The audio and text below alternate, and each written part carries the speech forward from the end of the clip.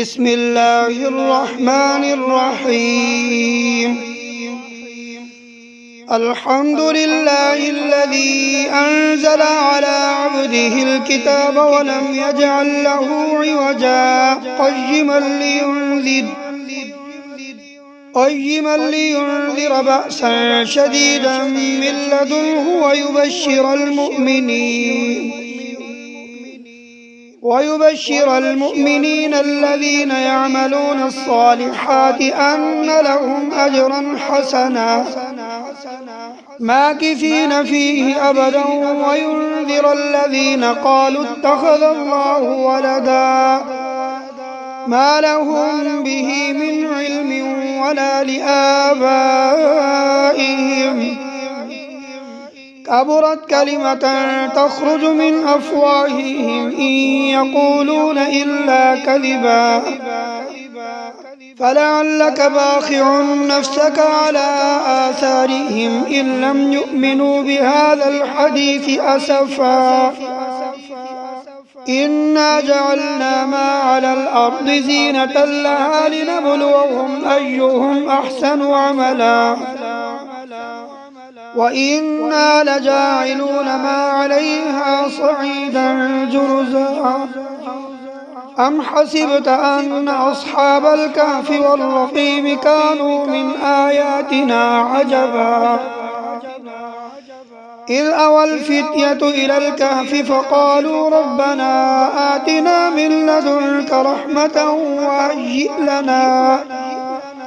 وهيئ لنا من أمرنا رشدا. فضربنا على آذانهم في الكهف سنين عددا، ثم بعثناهم لنعلم أي الحزبين أحصى لما لبثوا أمدا. نحن نقص عليك نبأهم بالحق، إنهم فتية آمنوا بربهم وزدناهم هدى. وربطنا على قلوبهم إذ قاموا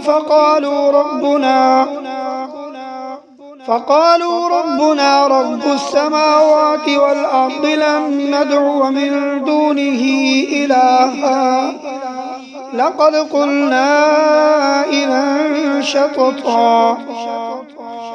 هؤلاء قومنا اتخذوا من دونه آلهة لولا يأتون عليهم بسلطان بين، فمن أظلم ممن افترى على الله كذبا.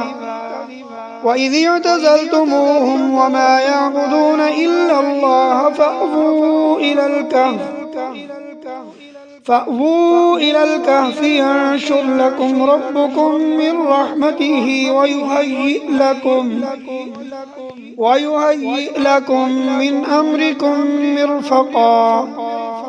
وترى الشمس إذا طلعت تزاور عن كهفهم ذات اليمين وإذا غربت تقرضهم ذات الشمال وهم في فجوة منه.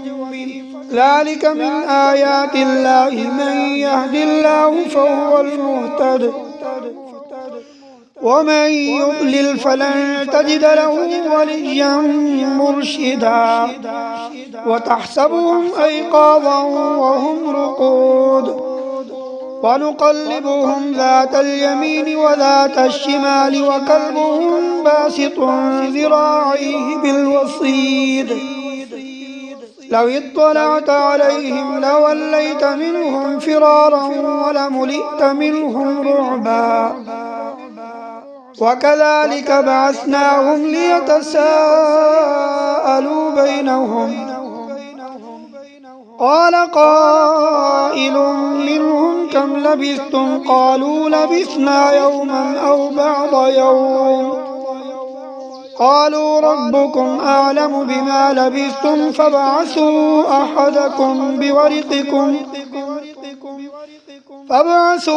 أحدكم بورقكم هذه إلى المدينة فلينظر أيها أزكى طعاما فليأتكم برزق منه وليتلطف ولا يشعرن بكم أحدا إنهم إن يظهروا عليكم يرجموكم أو يعيدوكم في ملتهم ولن تفلحوا إذا أبدا وكذلك أعثرنا عليهم ليعلموا أن وعد الله حق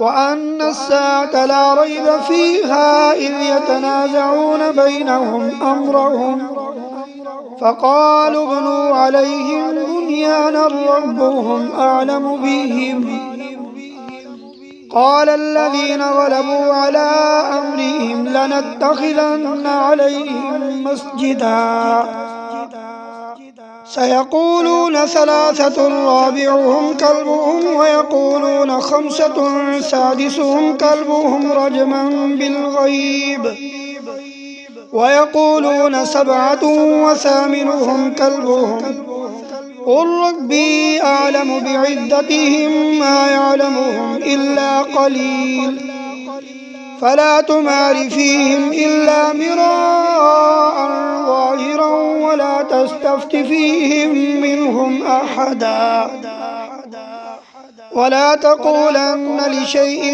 إني فاعل ذلك غدا إلا أن يشاء الله واذكر ربك إذا نسيت وقل عسى أن يهديني ربي لأقرب من هذا رشدا ولبثوا في كهفهم 300 سنين وازدادوا 9 قل الله أعلم بما لبثوا له غيب السماوات والأرض أبصر به وأسمع ما لهم من دونه من ولي ولا يشرك في حكمه أحدا واتل ما أوحي إليك من كتاب ربك لا مبدل لكلماته ولن تجد من دونه ملتحدا واصبر نفسك مع الذين يدعون ربهم بالغداة والعشي يريدون وجهه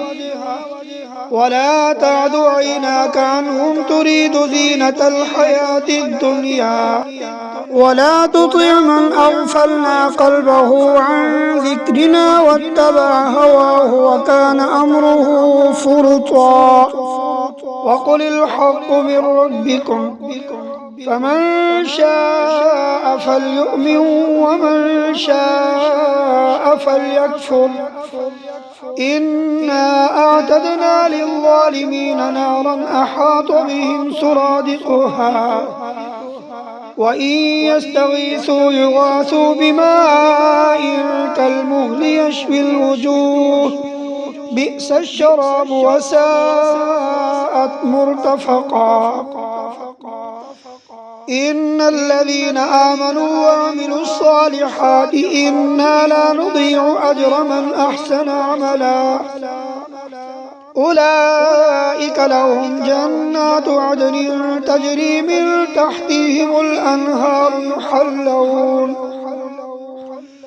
يحلون فيها من أساور من ذهب ويلبسون ثيابا خضرا من سندس وإستبرق متكئين فيها على الأرائك نعم الثواب وحسنت مرتفقا واضرب لهم مثل الرجلين جعلنا لأحدهما جنتين من أعناب وحففناهما بنخل وجعلنا بينهما زرعا كلتا الجنتين آتت أكلها ولم تظلم منه شيئا وفجرنا خلالهما نهرا وكان له ثمر فقال لصاحبه وهو يحاوره أنا أكثر منك مالا وأعز نفرا. ودخل جنته وهو ظالم لنفسه قال ما أظن أن تبيد هذه أبدا وما أظن الساعة قائمة ولئن رددت إلى ربي لأجدن خيرا منها منقلبا. قال له صاحبه وهو يحاوره أكفرت بالذي خلقك من تراب ثم من نطفة ثم سواك رجلا لكنه الله ربي ولا أشرك بربي أحدا. ولولا إذ دخلت جنتك قلت ما شاء الله لا قوة إلا بالله إن ترني أنا أقل منك مالا وولدا فعسى ربي أن يؤتيني خيرا من جنتك ويرسل عليها حسبانا من السماء فتصبح صعيدا زلقا أو يصبح ماؤها غورا فلن تستطيع له طلبا. وأحيط بثمره فأصبح يقلب كفيه على ما أنفق فيها وهي خاوية على عروشها ويقول يا ليتني لم أشرك بربي أحدا ولم تكن له فئة ينصرونه من دون الله وما كان منتصرا. هنالك الولاية لله الحق هو خير ثوابا وخير عقبا. واضرب لهم مثل الحياة الدنيا كماء إن أنزلناه من السماء فاختلط به نبات الأرض فأصبح هشيما تذروه الرياح وكان الله على كل شيء مقتدرا. المال والبنون زينة الحياة الدنيا والباقيات الصالحات خير عند ربك ثوابا وخير أملا. ويوم نسير الجبال وترى الأرض بارزة وحشرناهم فلم نغادر منهم أحدا وعرضوا على ربك صفا لقد جئتمونا كما خلقناكم أول مرة بل زعمتم أن لن نجعل لكم موعدا. ووضع الكتاب فترى المجرمين مشفقين مما فيه ويقولون يا ويلتنا ما لهذا الكتاب لا يغادر صغيرة ولا كبيرة إلا أحصاها ووجدوا ما عملوا حاضرا ولا يظلم ربك أحدا. وإذ قلنا للملائكة اسجدوا لآدم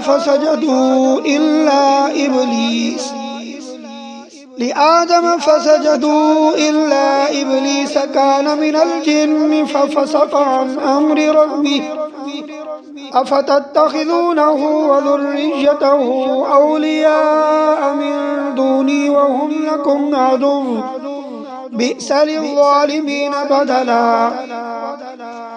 ما أشهدتهم خلق السماوات والأرض ولا خلق أنفسهم وما كنت متخذ المضلين عضدا.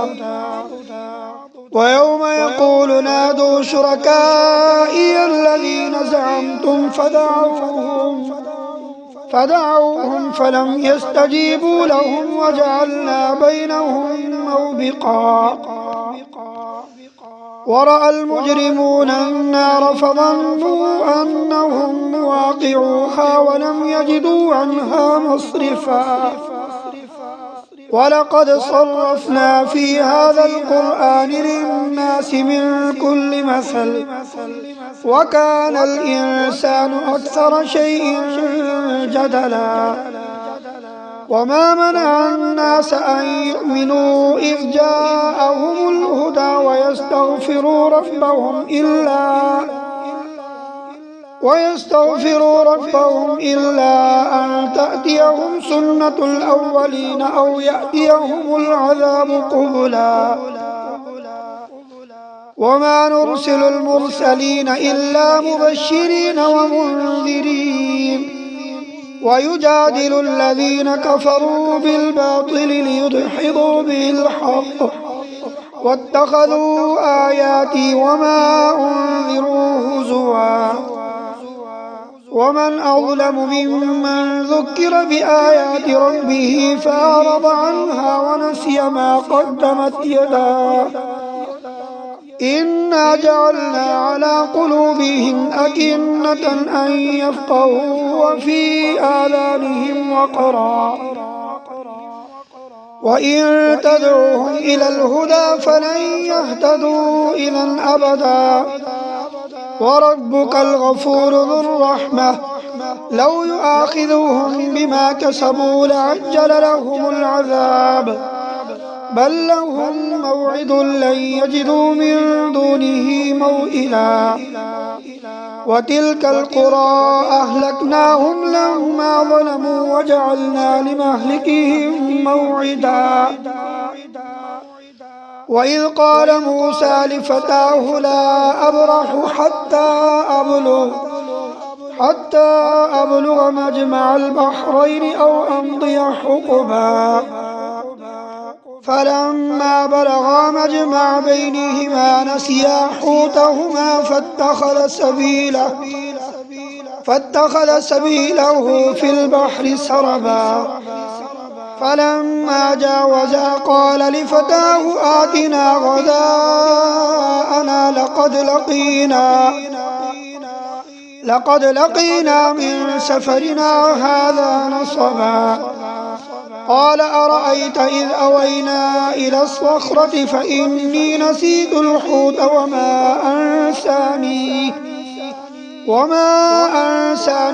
إلا الشيطان أن أذكره واتخذ سبيله في البحر عجبا قال ذلك ما كنا نبغي فارتدا على آثارهما قصصا فوجدا عبدا من عبادنا آتيناه رحمة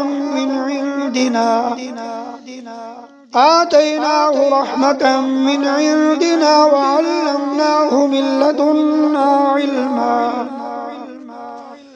قال له موسى هل أتبعك على أن تعلمني مما علمت رشدا قال إنك لن تستطيع معي صبرا وكيف تصبر على ما لم تحط به خبرا قال ستجدني إن شاء الله صابرا ولا أعصي لك أمرا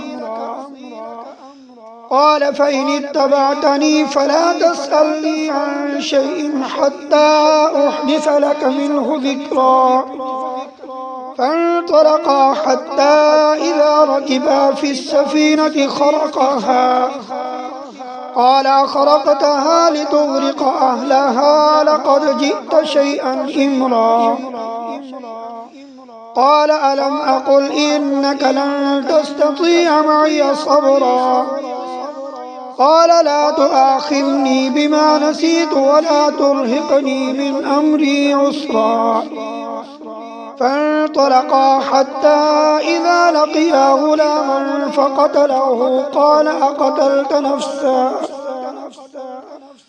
قال أقتلت نفسا زكية بغير نفس لقد جئت شيئا نكرا. قال ألم أقل لك إنك لن تستطيع معي صبرا. قال إن سألتك عن شيء بعدها فلا تصاحبني قد بلغت من لدني عذرا. فانطلقا حتى إذا أتيا أهل قرية استطعما أهلها فأبوا أن يضيفوهما فوجدا فيها جدارا يريد أن ينقض فأقامه.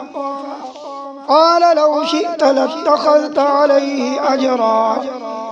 قال هذا فراق بيني وبينك سأنبئك بتأويل ما لم تستطع عليه صبرا. أما السفينة فكانت لمساكين يعملون في البحر فأردت أن أعيبها وكان وراءهم ملك يأخذ كل سفينة غصبا. وأما الغلام فكان أبواه مؤمنين فخشينا أن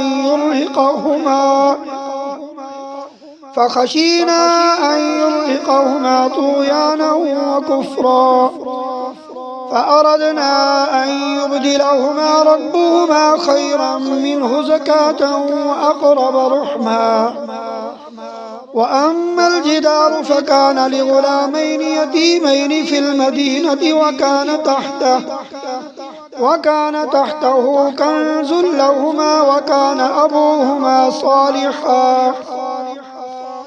فأراد ربك أن يبلغا أشدهما ويستخرجا كنزهما رحمة من ربك وما فعلته عن أمري ذلك تأويل ما لم تسطع عليه صبرا.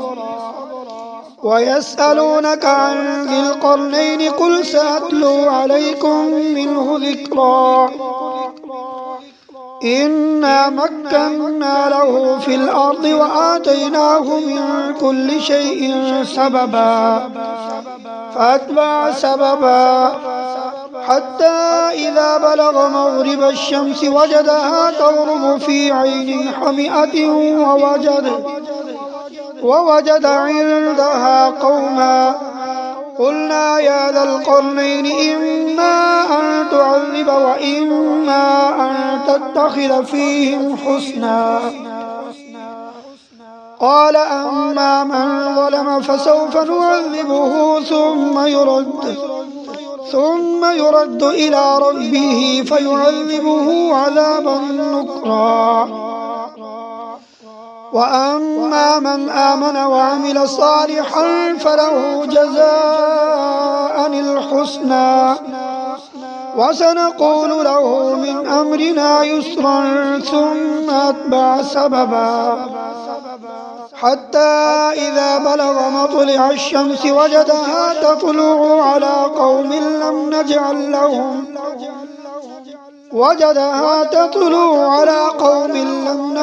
لهم من دونها سترا. كذلك وقد أحطنا بما لديه خبرا ثم أتبع سببا حتى إذا بلغ بين السدين وجد من دونهما قوما لا يكادون يفقهون قولا. قالوا يا ذا القرنين إن يأجوج ومأجوج مفسدون في الأرض فهل نجعل لك خرجا على أن تجعل بيننا وبينهم سدا. قال ما مكني فيه ربي خير فأعينوني بقوة